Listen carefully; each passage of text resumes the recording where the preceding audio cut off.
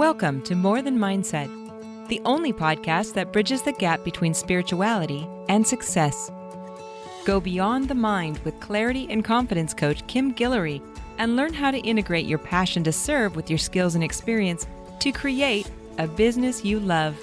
Let's get started. Well, hey there, and welcome back to the show. I have to tell you, it has been a crazy few weeks. And the good news is I'm on the other side of it. Something dramatically lifted last week. I did an interview on YouTube. You can check it out with my human design mentor. I call her mentor. She does not call me her mentor. She does not say she's my mentor. And after we were talking, and I had this huge awareness, like I talked about on the show last week, but it continued to evolve. This release or integration or embodiment of this new stage, it continued to become. I feel light and free. Today is the 4th of July, so that I'm recording this, and I am celebrating freedom. I want everyone to experience this. I know I cannot do it for you. I cannot give it to you. I cannot make you want it, but just know in my heart, I am sending you this freedom, this lightness, this fun and easy awareness or acceptance. So I'm going to just kind of bring it all together and get you caught up on where I am from this last week. It is an amazing experience. Like the things that I see, the way that I'm understanding what has been, what was going on. And I'm going to try to articulate it in a way that I'm experiencing it and that I hope you can receive, because I do know that we receive according to how we're experiencing. And anyway, I'm being silly. First, I'm going to start off with a couple of new words or phrases that have been really important to me, and then I'm going to break them down for you. Does that sound fair? The first one is enlightened selfishness. Now, this is something that came from Ra, from the human design system, that came from my mentor, and we had a gathering, a 6-2 gathering on Sunday, where we hung out for over 2 hours with a room of 6-2s just sharing their experience of the 3 stages. So those who are not familiar with human design, no worries. I'm not going to go into it. I'm just saying where the source of enlightened selfishness came from. So the selfishness is seen as a bad thing for the most part. Would you agree? You shouldn't be so selfish. Worrying about you first is selfish. You should, right? The ... that what others have told us. And the beauty of the enlightened selfishness, it's more of this awareness of all that is without needing to control or manipulate. And be in this, I'll use the word enlightened, this enlightened state of acceptance. So I think of the word enlightened as being in the light, meaning you can see clearly. Like maybe there was a time where you can only see bits and pieces, but suddenly the lights are on. And so you're like in the light, you're exposed, you can see, you understand differently or more clearly. So I'm going to use the word enlightened in that way. So enlightened selfishness is coming to the understanding that you are responsible for taking care of yourself and yourself first and foremost. The beauty of that is you are not attached to anyone else. You're not trying to control anyone else. You don't need anyone to be different. You can just love them as they are, in the state that they are, and give yourself the same. So enlightened selfishness is everyone taking care of their own responsibilities, their own needs, and allowing other people to do that for themselves. So different from the needy, creepy, people-pleasing, codependent, I got to do this and say this for you to feel that sort of thing. That's been such a pain point for myself, maybe not for you, but for most of my clients and people in my life. And that was the conversation with the 6-2s, is us wanting to serve at the capacity that it was all that we are. Like, I am no one if I am not giving to you or helping you. So you can see where it was an extreme on the other side. And so there was no self. It was basically, all that I am is a servant of others. And so the enlightened selfishness is more of a personal responsibility of being and accepting one's true self. That could take a lifetime to get to. It is not an easy task. It is not like anything to be looked down on. It's actually the most beautiful thing. So that's the first word that I'm going to talk about. The second one, and this is an awareness that came to me as we were in conversation. I wrote down the surrendered self. So the surrendered self is free of attachments, free of needing anyone, anything to be a certain way, to control or manipulate, to need to know, but more like I'm surrendered to all that I am and that comes to me, all that is coming to me. And you can imagine, like, as if our story here on earth is already written in a book. And the surrendered self is the self that turns the page and awaits the next phase. That feels really good to me. So I'm curious if it makes sense to you. If it sounds too woo, it has given me a great sense of freedom and love and desire for getting to know everyone as they are and not needing to change anything about them. So the surrendered self is a deep state of acceptance of all that I am, and then an acceptance of all that you are, and a surrendered acceptance of all that is with everyone, all of the things that we witness, that we experience, that moves through us, and that we move through, all of it from a surrendered state of ease, if that's possible. So in other words, it lacks the suffering that comes from judging and comparing and trying to control and compete with others. So the surrendered self, oh my God, it just melted in the cells of my body. Like everything just, like I felt it viscerally, of just stepping into the role of the surrendered self in this state of enlightened selfishness, which is a grand responsibility of being myself, you being yourself. Oh, so good.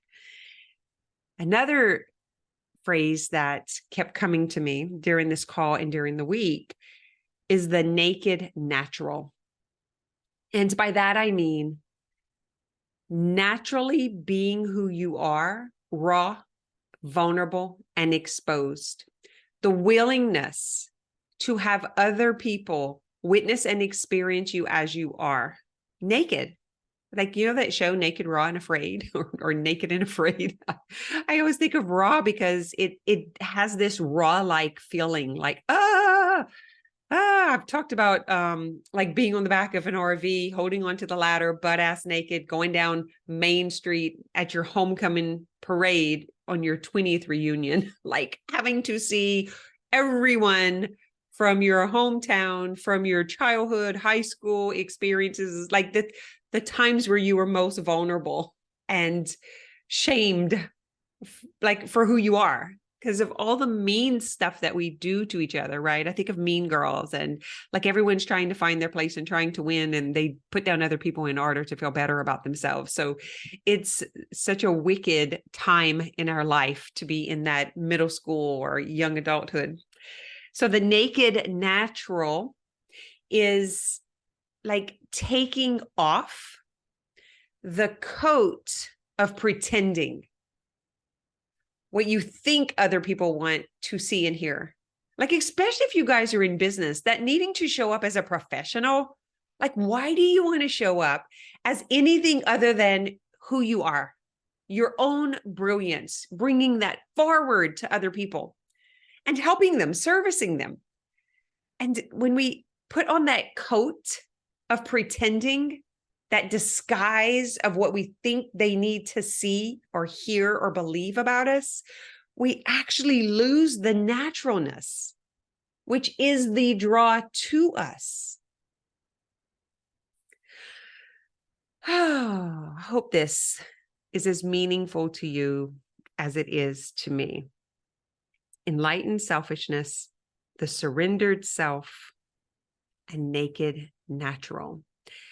I could have broken all of these down and done separate shows, which I may do it. But for today, I wanted to share my state of being. It feels like something happened, like on a very deep cellular level. It's not anything that I did different. You guys witnessed the last few weeks. I shared how exposed I felt, how in between stages, it was like just kind of messy. I knew I was releasing some old habits and behaviors and beliefs, but I couldn't see what I was stepping into because I had yet to turn the page. So I couldn't see what was coming in the next chapters of the book. Like I'm saying earlier, it's like a book and it's all written and we are living the pages. We're living the story. Now, we get to be in control of the way that we think, the way that we believe, the way that we feel. That is up to us. But the way life is orchestrated, which is in our best interest, by the way, in our best interest, more so than our mind can imagine. Matter of fact, whenever your mind imagines, it limits because the mind is limited. It's limited to what it has seen, heard, and experienced. So the mind can only go back and grab experiences that have been. So when you're willing to be surprised by what else is possible, that's what's in the book. That's what's beyond the mind. That is more from an expansive soul level, so different than a mental level. And this deep trust lives in the cells of the body, not in the mind, not in the head, not in your thoughts, but in the cells of your being. Oh, so there's a few other things that came through, of course, one being that the 6'2s off the roof shared this same story pretty simultaneously. And that was, we thought we knew. So are we willing to let go of what we know to know something else? You know how I'm always saying that? Well, there's this, I thought I experienced that already. I thought I knew that already. I thought I understood that already. But here's the catch-all, not as the identity that you are today. So what we understood when we were in 7th grade, or when we were 30, or when we were 42 is different. Like that information is received and experienced differently as you gain wisdom. So as you move through life and you become more mature, more understanding, more empathetic, more compassionate for yourself and others, that new identity now gets to experience that lesson as you are today. So that is something that we continue to kind of recycle, that story of how we thought we already got that. We thought we already understood that. We thought we already learned that lesson, which we did, but not all the way through to the layers that we receive it today. So here's an example. A couple of years ago, I remember it was December. I was driving to Asheville and it felt like something was like energetically gutted from my body. Like it was like this. I don't know if you guys have ever felt kind of like an entanglement or an entrapment with other people, like just kind of caught in a people-pleasing cycle where you're like, you can't get out of it and you keep thinking that you need to do more. And then if you do more, then it'll be okay and it'll work out. So you just kind of get trapped in it. Well, I was trapped in that with friends and clients. And whatever that experience was that happened, it was like 2 a.m. I was like driving. I was on my last leg before I got to the hotel. And it was a visceral experience. I couldn't listen to anything. I couldn't listen to any podcast. I couldn't listen to the radio. I had the windows down. It was like pitch black. I was just like, what is this? And I just like allowed it to move. And then I was suddenly free of it. And I was like, oh my God, I've never experienced this sort of freedom. I think I've always been trapped in, some of you call it being empathetic. Like, it's like you feel like you carry or take on other people's stuff and it's like stuck and you can't not do it because your nervous system has an addiction to it. And so it's like you don't know really how to live without that. So that's how it was for me. So I ended a lot of relationships. I got super clean and like had conversations with everyone involved. And it felt really good. And I was like, I am never getting caught in that again, because I recognized how I get trapped in that. I mean, it's my fault. It's me. I see something, I see some potential, or I see, like, I was like, oh my God, you should do this. You should try this. And then I get all hooked up in them. So I thought I had that figured out. And I was like, I'm never going to do that again. It feels really good not to do that anymore. But here's the thing. I was still doing it in my business. So the identity of my business still carried that imprint, meaning that the way we were running the programs and the services and the coaching offerings were still under those premises of this old promises or commitments that actually weren't working anymore. And it felt very graspy and sticky and almost like manipulative, like trying to get people to get to a certain point before they were ready or even asking for it. But I couldn't see it because I was hooked in it, just like I was hooked in the relationships. Well, I was very surprised to see that last week. Very surprised. Matter of fact, for 2 days after that, I got on the phone. I had conversations with people. I refunded money. I canceled events. I canceled speaking gigs and interviews and things that felt like they were still under that old initiating energy. Like it was my idea and I was trying to get in front of people and I was trying to get this message across and I was trying, you see what I'm saying? Like I recognized how much of that was still going on and I could feel that rubberized pressure pushing back like I talked about last week on last week's show. So if you guys didn't hear it, go back and listen to it because it's all tying in together. So when I recognized that I was feeling the pressure to force things into fruition, I wanted to come clean and it was not easy. Listen. My mind was like, you should lie. You shouldn't tell them. And I was like, then I would not be playing my role. I wouldn't be the example of truth and integrity and honesty and transparency. And those are my core values. So I wouldn't be being me. I would be a, what do you call that? Like a little cop out, a little sissy, little like going and hiding and not being like the natural, being in my naturalness, being naked, I wouldn't be surrendered. I surely wouldn't be in enlightenment. I would be trying to manipulate and control the way they thought about me, the way that they judged me or whatever. And I wouldn't have been in my being.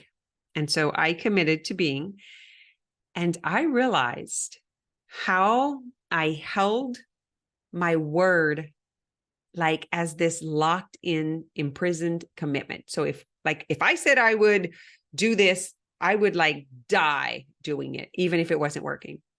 And that is so out of integrity for all of us. So I was able to see that. I was able to release it. And with each thing I released and each dollar I refunded and each person I talked to, I was more and more liberated and free. Whew, not easy, totally worth it. And now I want to have more conversations about bringing in this new iteration of ourself forward. I want to have more conversations of people who are moving through cycles and doing it in an exposed way instead of like, I got to go hide and process and heal myself and lick my wounds and then come out all perfect so nobody knows what happened. No, that ain't gonna work. That's not gonna work because we're never gonna arrive. We're never gonna be perfect. We're probably never gonna quit beating up ourselves that we didn't get it right. But what we can do is grow a muscle for experiencing it in the raw, in the real, in the natural, surrendered state of enlightened selfishness. Because my commitment to being what people thought about me as accountable, reliable, dependable was outranking my serving myself in a healthy way. Does that make sense? So the enlightened selfishness was recognizing that I was more accountable, loyal, and committed to what people thought about me as in I am dependable and reliable. Look at me, how I say and do what I say and do. And look how that's a great example. And look how I'm better than other people because I'm so committed and loyal. Instead of being committed and loyal with life that's moving, not stuck. It's as if I made a commitment to marry a certain person and then both of us recognize, but we're like, we're going to die married because we said we were going to stay married. It's like that. It felt like I was in a bad marriage in my business. It's like I was locked in to this marriage as the identity of the people-pleasing, codependent, I'm not worth anything unless I'm giving you everything identity. Yuck. It was so yuck to be able to see that. I was humiliated. I saw the shame. I wanted to hide. I was so embarrassed. And I was humbled. And I sat with that. I stayed with that. I embraced it. And then I made the phone calls. And that is where I'm at today. Being the example of beingness. I do not need to be the thing that I committed to when I was 20 or 30 or 40, because I'm not anymore. I'm not that person. I'm not that identity. I'm not that iteration. I actually want to be what I am today. I want to utilize the wisdom and the knowledge that I have taken in the last couple of years. And I want to be the example of that freedom. I want to represent and guide other people to experience this for themselves. That is totally different than I have an agenda, I have the path, this is what you need to do. And then we're stuck in this entrapment or entanglement. It doesn't feel good for either of us. So thank you for those who received this message, who stayed on the phone with me and hashed this out and gave me the space to express and witnessed, gave me the courage to speak it publicly because You witnessed me in it, and you did not judge me or throw me away.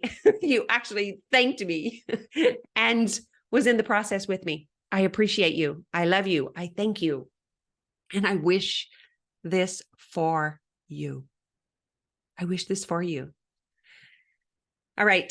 I'm going to keep breaking this down. I have so much more to say about this.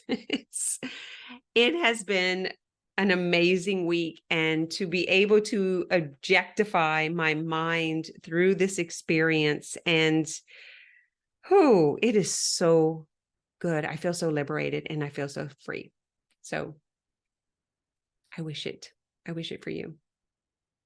If you enjoyed this episode, please rate and review the podcast. Share it with family and friends who you think would be interested. And let us know, what was your takeaway? Has it impacted you in any way? You can go to the free More Than Mindset Facebook group and share your experience and be witnessed in your process of change. Have an amazing week. Thanks for listening to this episode of More Than Mindset.